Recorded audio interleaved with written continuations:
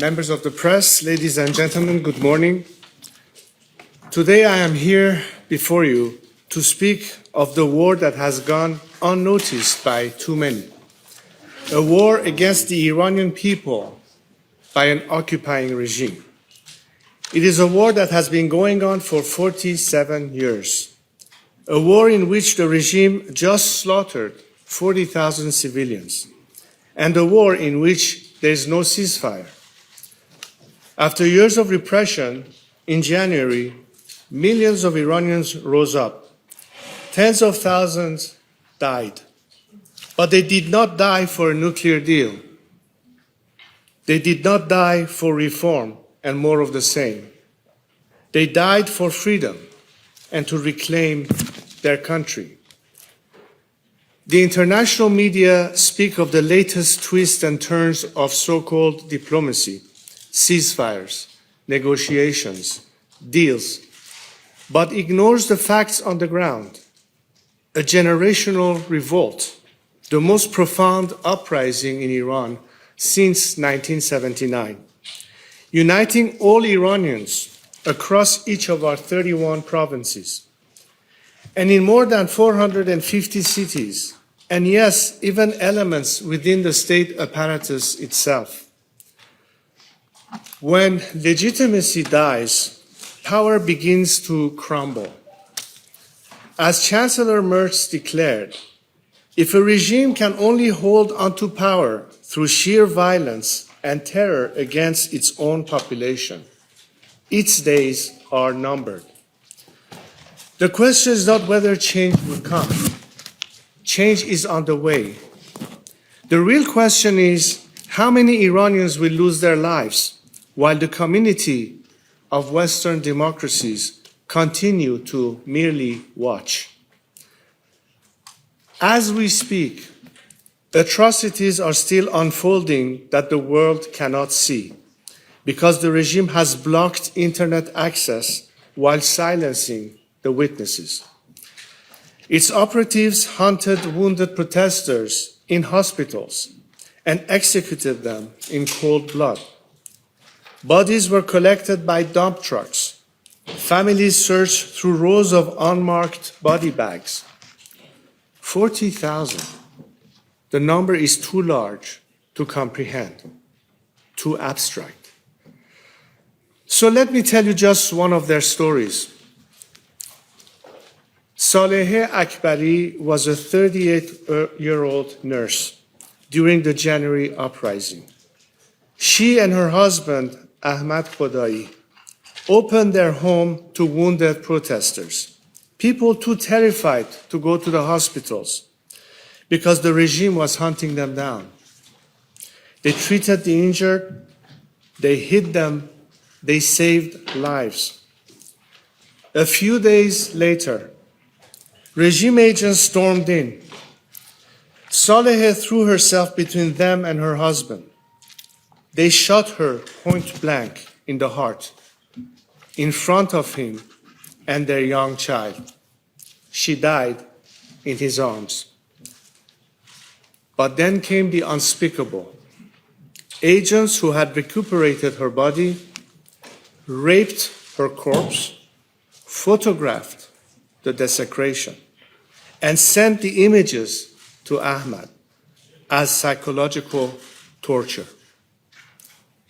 Broken by grief, he posted a final goodbye on Instagram and attempted to take his own life. Arya Ali Dost, 23 years old, wanted to pursue a career in real estate until the regime killed him in the January protests.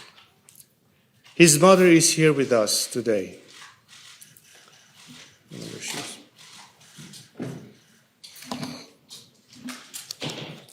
Sam Afshari, almost 17, was a champion swimmer.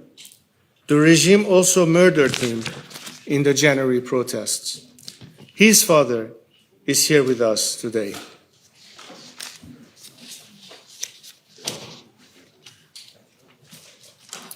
Mr. Afshari and Mrs. Ali Dost will be here with me after I take your questions.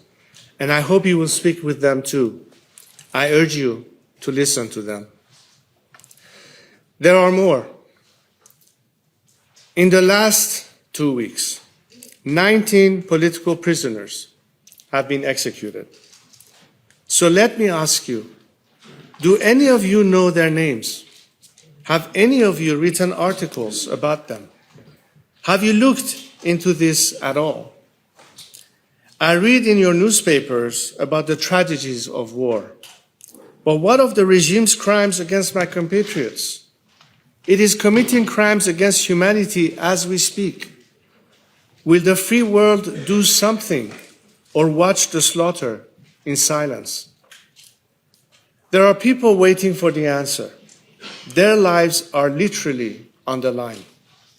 As we speak, 20 political prisoners have been sentenced to death and are awaiting execution. Do you know about them? Will you conduct investigation into their shame trials?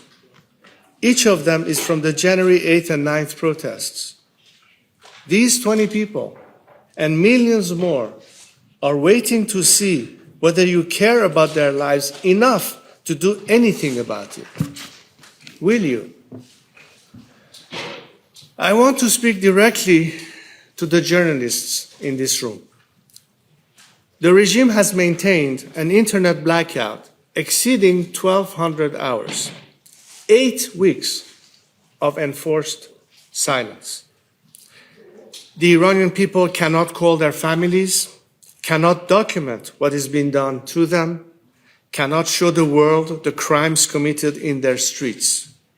Meanwhile, regime officials appear freely on your networks, post on your platforms, and offer their version of events to your audiences, unchallenged, uncontested, unopposed. You are the only free press the Iranian people have right now. What you choose to cover and how you choose to cover it will determine whether the world sees this revolution clearly or through the fog the regime is deliberately generating. It can literally determine whether innocent people live or die. I am asking you, as journalists, as professionals who understand what a free press is for, to tell their stories. In Germany, you know all too well the danger of dehumanization. Do not allow Iranians to be dehumanized. They are people. They are brave people. They deserve for their story to be told. President Zelensky told me recently, the world did not help the Iranian people enough. It stood aside, and by the time politicians began forming positions, the Ayatollah had already killed thousands. He warned that brutality, rewarded with survival, sends one signal to every bully: kill enough people and you stay in power. And yet, here we are again, on the cusp of the same catastrophic mistake. There are many regime propagandists in the West who are calling the regime's negotiators reasonable, moderate, people with whom we can do business. But Ghalibaf and Arakchi are not pragmatists. They are not reformers, nor are the IRGC killers behind the curtains. They are different faces of the same machine that shot Saleh Akbari in the heart. They are the ones who will execute these 20 people I just told you about. Yet you call them pragmatists. Let me tell you, the execution of my people is not pragmatic, nor is the blackmail the regime is threatening you and the world with. If you think you can make peace with this regime, you are sorely mistaken. If you allow it to survive, further conflict is unavoidable. There will never be stability. if even a watered-down version of this system survives. The Iranian people want a clean break. They have paid for it in blood. They will not exchange their freedom for a convenient fantasy that the monsters with blood on their hands have somehow become the diplomats who will deliver peace. I ask you here in this room, who is representing the 40,000 at the negotiation table? Who speaks for Saleh? Ladies and gentlemen of the press, that is not a rhetorical question. It is your professional responsibility, your moral obligation, and I hope your personal assignment. When spokespeople brief you on progress and breakthroughs and pragmatic solutions, ask whose freedom was negotiated away to get here. The 40,000 cannot hold a press conference. Saleh cannot correct the record, but you can. Europe has not. It claims to stand for human rights, democracy, justice. Yet its politicians ignore the crimes against my people and instead criticize the humanitarian intervention that millions of Iranians pleaded for, the intervention that eliminated the dictator and weakened the regime's apparatus of repression. 88 years after Munich, we gather here in Berlin to ask whether the world will now stand with the people of Iran or continue to engage with the perpetrators of crimes against human dignity, whether it will stand and fight for good or bow to appease evil. In German law, human dignity is sacrosanct, the absolute foundation of all other rights. This regime has made its destruction a governing principle, and it has brought that principle to German soil. German courts have linked Iranian state agencies to firebombing and shooting attacks on synagogues in Bochum and Essen. Intelligence services have documented Iranian cyber attacks on the German government, dissidents, and defense industries. And this is not new. The regime brags about the murders it has committed on your soil, like that of Iranian Kurdish dissidents or a beloved artist, Fereydun Farrokhzad. They have no shame. In fact, they boast. This is what they do. They have always done it, and they are doing it still on European soil, in European cities, against Europeans. The threats to Germany and Europe continues to this day. It threatens you with the terrorists it sends to your shores. It threatens you with the suicide drones it sends Putin in the war against Ukraine. It threatens you with its new long-range missiles that can hit the heart of continental Europe. As long as this regime is in place, you will continue to face these threats, and they will only get worse. No deal will solve this. No negotiations will solve this. It is in their DNA.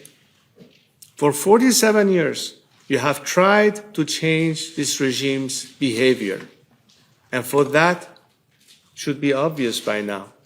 You have failed. So today, you have two choices. You can submit and continue to live under constant blackmail, or you can chart a new course. It is time for you to act and solve this problem for good, for your own sake. The Iranian diaspora has delivered its verdict. On February 14th, more than 250,000 Iranians gathered in Munich. They were not alone. They were joined by Germans who value freedom and dignity. Across Hamburg, Stuttgart, and Berlin, they marched under one flag with one demand: a free, secular, democratic Iran. Europe should listen to them and not negotiate with the terrorists who drove them into exile. The choice before Europe is not between war and peace. It is between a dying regime that endangers us all and a free Iran that can become a partner for stability. European governments must stop appeasing this regime, expel regime ambassadors, refuse to legitimize any arrangement that preserves the IRGC-centered power structure, prepare to recognize the transitional government when it is announced. The snapback sanctions, the closure of Iranian consulates, the push to list the IRGC as a terrorist organization, these are steps in the right direction, but they are not enough. For 47 years, the world has known Iran through the action of a regime that took a great nation hostage, chose ideology over its people's well-being, and exported terror instead of peace. But that is not the real Iran. The transitional government I envision will honor these commitments from the very first day, and Iran's nuclear ambitions immediately and permanently. And all support for terrorism. Release every hostage. Free every political prisoner. Normalize relations with the international community. A free Iran will be a stabilizing anchor for the entire Middle East, ending the proxy wars that have ravaged Lebanon, Yemen, Iraq, and Syria, and become a partner for regional economic integration. Its energy potential, reconnected to global markets, would benefit European consumers, Persian Gulf neighbors, and the Iranian people alike. This is the single greatest untapped opportunity for regional peace in a generation, and more than $1 trillion in economic opportunity in a decade ahead. That is only possible when this regime is gone, when the Iranian people's revolution succeeds. The Iranian people are not asking you to fight their revolution. They are already doing that, and with a courage that should humble all of us. They are asking something far more modest. Do not legitimize those who oppress them. Do not strengthen those who terrorize them. Prepare for the day when Iran stands free. There are moments in history when neutrality is not a position, it is a decision. When caution is not prudence, it is complicity. You in Germany know this all too well. You know the cost of appeasement. I am asking you, on behalf of a nation, to stand on the right side of history, to stand for justice. The Iranian people have already done the hardest thing. They stood in the street. They faced the gun. They said the name of freedom out loud in a country where that word could get you killed. They did not wait for the world's permission.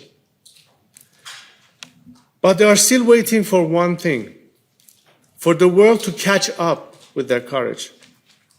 The choice is yours.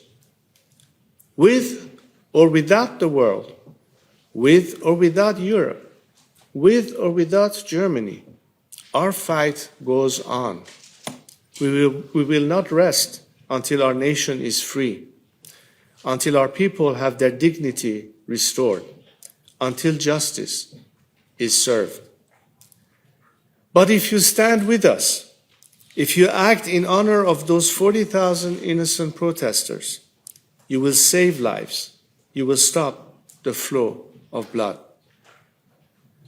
On the day of our victory, I hope to be able to tell the people of Iran that Germany stood with them.